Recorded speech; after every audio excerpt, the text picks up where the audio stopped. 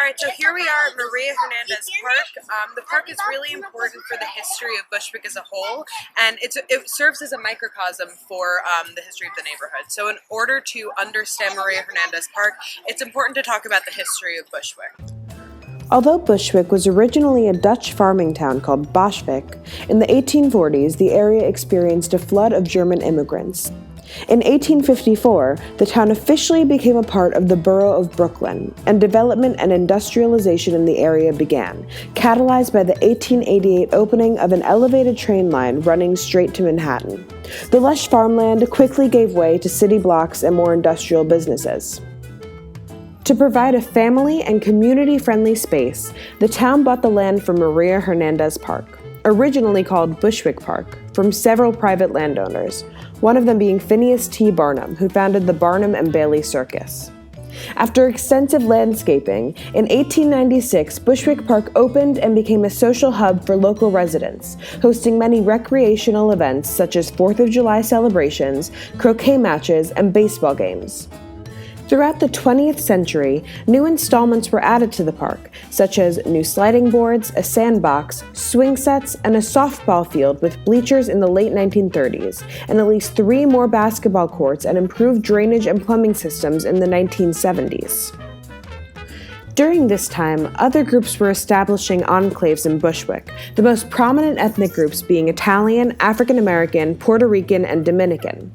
This influx of non-white residents caused a white scare, catalyzed by ambitious real estate agents who would leave notes in mailboxes of white residents that said statements such as, "Don't wait until it's too late," and "House is wanted, cash waiting." In 1960, Bushwick had a white population of 90%, but by 1970, the area was less than 40% white, largely inhabited by Hispanic immigrant families. The property value of the houses drastically decreased, and much like we saw in the South Bronx, landlords began torching their own empty buildings to collect fire insurance, and gangs set fire to abandoned buildings, waiting for the fire department to do the hard work of knocking down walls and floors so that valuable fixtures and copper wiring were easier to steal. Other abandoned buildings became prime spots for crack dens during the 1980s explosion of the crack trade, and Bushwick became one of New York City's hub for drug use and selling. During this time, Bushwick Park shifted from a family-friendly recreational site to a hotspot for crack deals, gang violence, and other illicit activities. And over time, it became as deteriorated as the neighborhood had become. At this time, Maria Hernandez enters our story. Hernandez was a Brooklyn native and a fierce advocate against the high crime rates of the neighborhood, specifically surrounding the drug trade. She pleaded with drug dealers to leave the streets and provided information to the police about drug trafficking location and activity. She also often organized community events such as block parties and athletic tournaments to garner support and educate fellow residents about the detrimental effects of the drug trade on the community as a whole. She was widely regarded as a neighborhood icon and role model for adults and children alike. However, on August 8, 1989, Hernandez was shot 5 times through her own window and died shortly after. Bushwick was devastated, and they renamed Bushwick Park in her memory. As a result, the community implemented a 5-day intensive cleanup program for Maria Hernandez Park in the early 1990s.